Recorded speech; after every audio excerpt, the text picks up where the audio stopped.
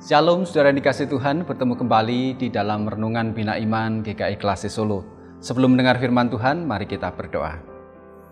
Kami bersyukur kepadamu Tuhan, saat ini kami telah siap mendengar sabdamu. Kami mohon pertolonganmu agar kami dapat mendengar dan memahami firman ini dengan baik.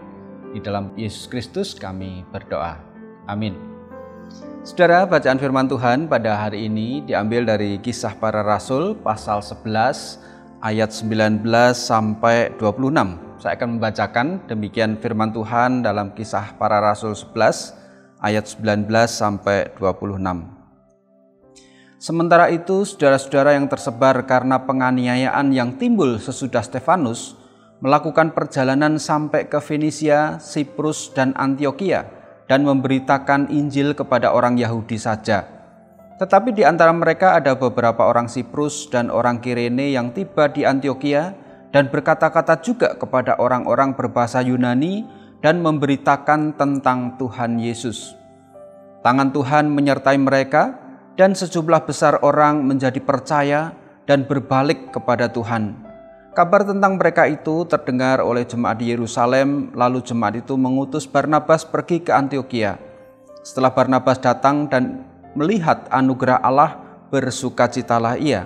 Ia menasihati mereka supaya mereka semua dengan kesungguhan hati setia kepada Tuhan, karena Barnabas adalah orang baik, penuh dengan Roh Kudus dan imam.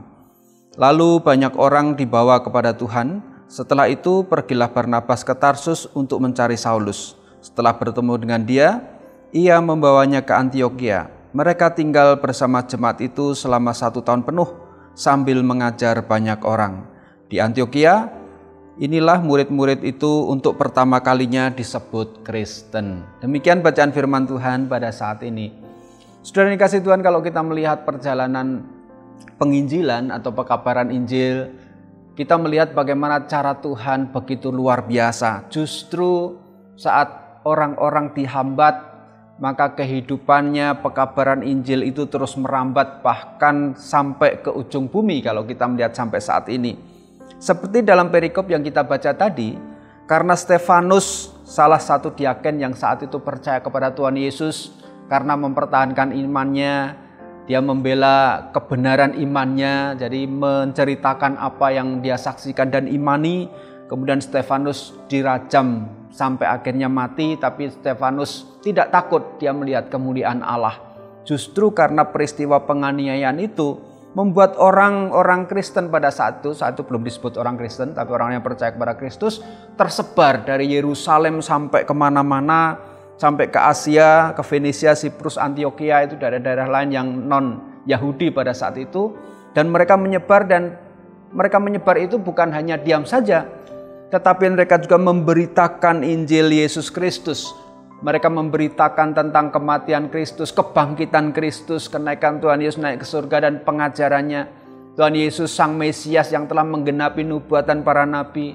Sehingga mereka percaya akan Mesias sudah datang dan mereka menyebar semua. Tetapi pada saat itu orang-orang mengabarkan Injil kepada orang-orang Yahudi. Tetapi bukan hanya itu, ternyata bukan hanya orang Yahudi. Orang-orang yang di luar Yahudi yang mereka berbahasa Yunani, karena pada saat itu ada Helenisasi, yaitu bahasa Yunani itu menjadi bahasa internasional, maka orang-orang itu pun juga mengabarkan Injil kepada banyak orang yang non-Yahudi saja. Dan akhirnya Barnabas, salah satu rasul yang begitu berpengaruh, memiliki kehidupan yang baik, setia kepada Tuhan, melihat sendiri kondisi saat itu, dan dia bersukacita, kemudian dia melaporkan hal itu ke tempat pusatnya, yaitu di Yerusalem. Dan mereka juga bersukacita sehingga Barnabas dan Paulus akhirnya diutus untuk memberitakan Injil di Antiokhia. Dan perkembangan di Antiokhia ini luar biasa. Dan disinilah orang-orang pengikut Kristus disebut pertama kali sebagai orang Kristen. Nah saudara, apa yang kita lihat dari perikop ini memperlihatkan bahwa pada saat orang-orang ditekan, biasanya dia akan menunjukkan kemampuan yang luar biasa. Demikian pula dengan gereja Tuhan. Pada saat gereja Tuhan mengalami hambatan, mengalami tekanan, justru pada saat itulah gereja akan terus berkembang, pemberitaan Injil akan terus berkembang. Mengapa? Karena Roh Kudus bekerja. Dalam kehidupan pribadi kita, hal itu juga kita rasakan. Pada saat kita mengalami pencobaan, saat kita mengalami tekanan yang berat dalam kehidupan kita, saat menghadapi berbagai hal yang membuat kita kadang-kadang, waduh ini Tuhan bagaimana. Tetapi pada saat kita tetap setia kepada Tuhan, maka Tuhan akan memberikan jalan keluar, dan pada saat itu iman kita semakin bertumbuh. Jika pencobaan-pencobaan itu menjadi sebuah ujian bagi kita, untuk kita semakin bertumbuh dan berbuah, sehingga iman kita semakin teruji, dan tentu ini akan membawa berkat bagi kita. Oleh karena itu, pada saat menghadapi tekanan persoalan di dunia ini, maka jangan putus asa.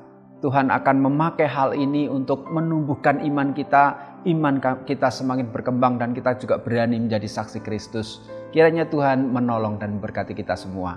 Amin. Mari kita berdoa.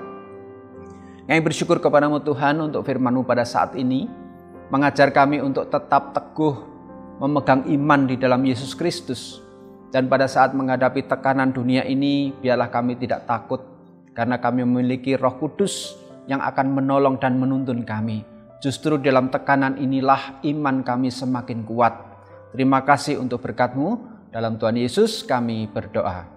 Amin.